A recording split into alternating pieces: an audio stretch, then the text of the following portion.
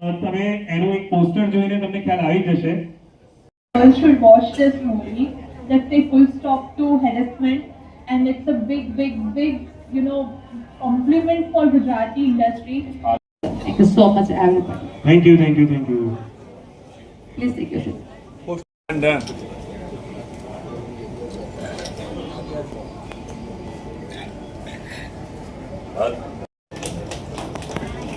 Costume Shruti Thakur आ जाइए.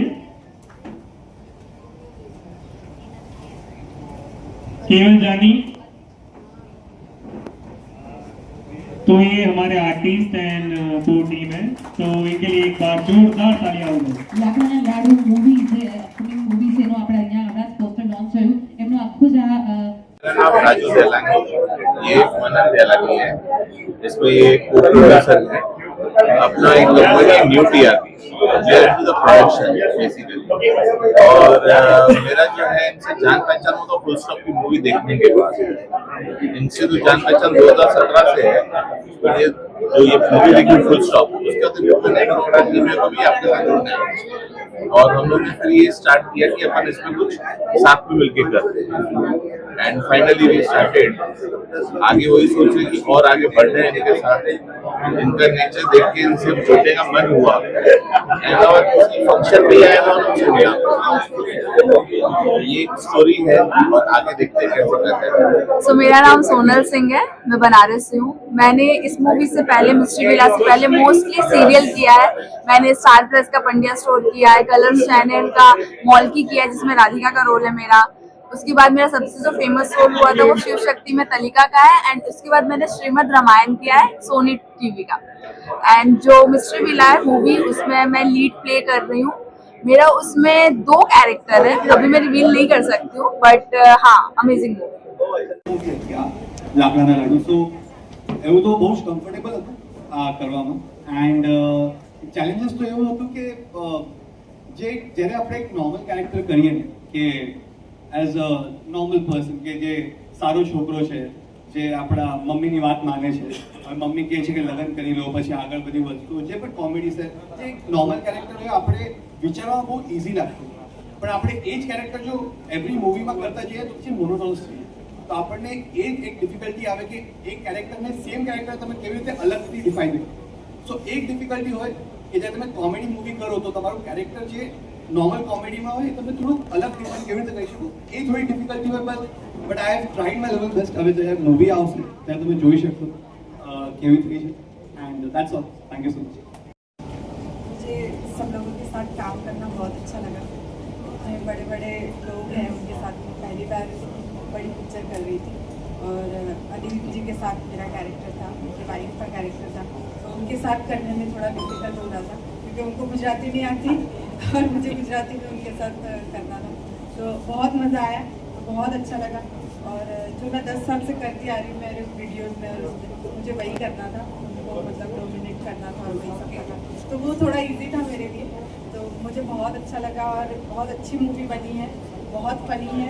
हम लोग शूट करने के टाइम पे ही इतना हंस रहे थे. इनके साथ भी मेरे काफ़ी सीन्स है तो इतना हंस रहे थे.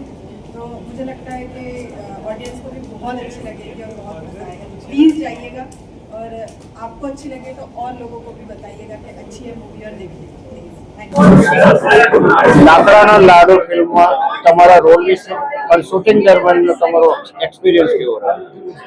લાકડાના લાડુમાં મારું કેરેક્ટર એક ડોમિનેટિંગ વાઇફનું છે જે અલી અસગર છે એમની વાઇફનું કેરેક્ટર કરું છું અને એમને બહુ જ હેરાન કરું છું મૂવીમાં.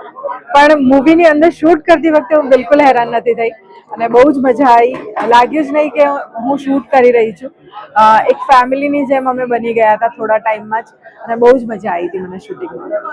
મેહુલ બુટ સાથે કામ કરવાનો મોકો કેવો રહ્યો? બહુ જ સારો. આ 2 પિક્ચર મેં જેકીજીની જે 2 પિક્ચર કરી છે બંનેમાં મેં કામ કર્યું છે. બટ લાકડાના લાડુમાં મને મોકો નથી મળ્યો એમની સાથે સ્ક્રીન શેર કરવાનો. પણ બીજી એક મૂવી હતી એમાં મેં કર્યું છે સાથે કામ અને સ્ક્રીન શેર કરી છે. બધા સારા જ અનુભવો છે એટલા માટે કારણ કે સારા હોય છે કારણ કે છે ને મારો શોખ મારી હોબી એ જ મારો પ્રોફેશન છે, એ જ મારો બિઝનેસ છે. એટલે હું થાકતો નથી. હોબી, મને બેડમિન્ટન રમવાની હોબી હોય મારી, તો મને બેડમિન્ટન રમું ત્યારે મજા જ આવે ને. અને આઈ એમ બ્લેસ્ડ કે આવી સરસ મજાની ટીમ છે ને. હંમેશા છે ને કોમેડી ફિલ્મમાં મજા એટલા માટે આવે છે, દર 2 મિનિટ એક નવો પ્રસંગ એટલા માટે બને છે કારણ કે ડિરેક્ટર તમને જયારે ખુલ્લો હાથ આપે. કોમેડીમાં એક એક્ટરને છૂટા મૂકવા બહુ જરૂરી હોય છે, એટલે જાકી અમને હંમેશા છૂટા મૂકતો, પોતાની તૈયારી, પોતાની સમજણ બતાવી દે. તો મારે માટે આખી ફિલ્મ યાદગાર છે, કારણ કે મારે માટે મારી કોઈ પણ ફિલ્મ એને હું પેડ હોલિડે કહું છું.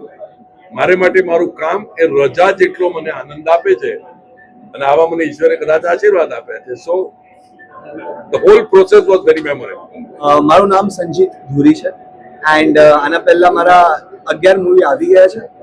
6 ગુજરાતી આવ્યા છે, લવારી આવ્યું હતું, ટેન્શન થઈ ગયું આવ્યું હતું, કાળાધનની ધમાલ આવ્યું હતું. અને મારા બેસિકલી હું મમ્મી ગુજરાતી છે પણ ડેડ મરાઠી છે, તો મારા 2 મરાઠી મૂવીઝ પણ આવ્યા છે. તે 2 દિવસ કહીને, કંદુરી કરીને. મારા 2 હિન્દી મૂવીઝ આવ્યા છે.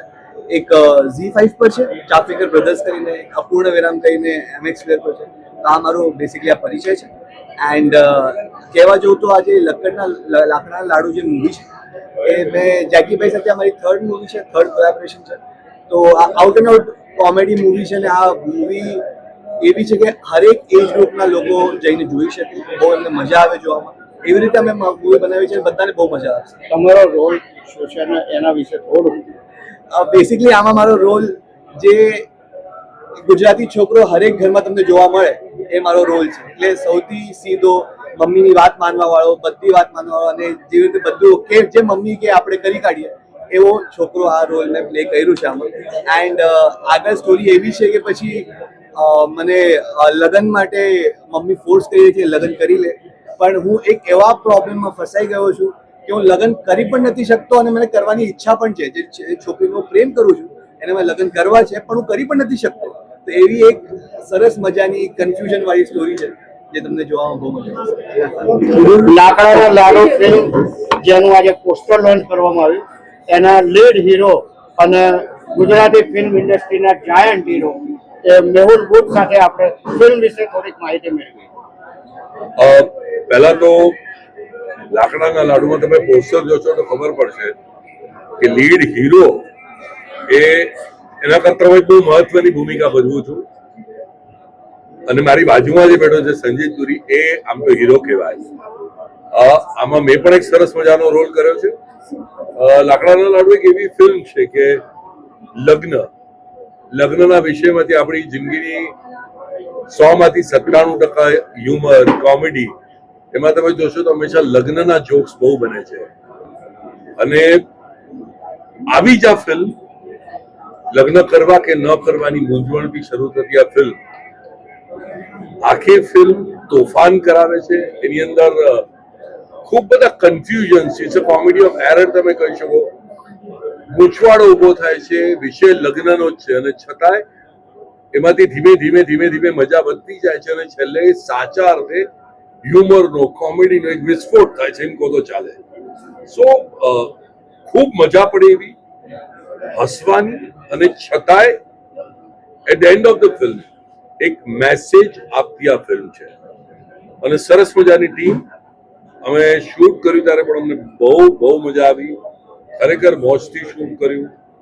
અને આજે આઈ એમ વેરી હેપી કે આ ફિલ્મનું પોસ્ટર લોન્ચ થયું, ઝડપથી ફિલ્મ આવી રહી છે, અને આવી સરસ મજાની ટીમ સાથે કામ કરવાની, જેકીભાઈ સાથે કામ કરવાની જે મજા આવી, એક એક્ટર તરીકે મને પૂરેપૂરો સંતોષ આપે છે. અને આઈ વિશ કે આ ફિલ્મને ગુજરાતી મીડિયા પણ લોકો સુધી લઈ જાય, વધારેમાં વધારે એવી મારી વિનંતી. અને તમે બધા આવ્યા એટલે આભાર.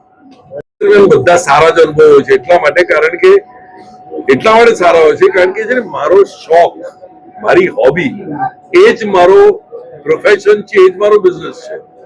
એટલે હું થાકતો નથી. હોબી, મને બેડમિન્ટન રમવાની હોબી હોય મારી, તો મને બેડમિન્ટન રમું ત્યારે મજા જ આવે ને. અને આઈ એમ બ્લેસ્ડ કે આવી સરસ મજાની ટીમ છે ને. હંમેશા છે ને કોમેડી ફિલ્મમાં મજા એટલા માટે આવે છે, દર 2 મિનિટ એક નવો પ્રસંગ એટલા માટે બને છે કારણ કે ડિરેક્ટર તમને જયારે ખુલ્લો હાથ આપે. કોમેડીમાં એક એક્ટરને છૂટા મૂકવા બહુ જરૂરી હોય છે, એટલે જાકી અમને હંમેશા છૂટા મૂકતો, પોતાની તૈયારી, પોતાની સમજણ બતાવી દે. તો મારે માટે આખી ફિલ્મ યાદગાર છે, કારણ કે મારે માટે મારી કોઈ પણ ફિલ્મ એને હું પેડ હોલિડે કહું છું. મારે માટે મારું કામ એ રજા જેટલો મને આનંદ આપે છે અને આવા મને ઈશ્વરે કદાચ આશીર્વાદ આપ્યા છે. So the whole process was very memorable.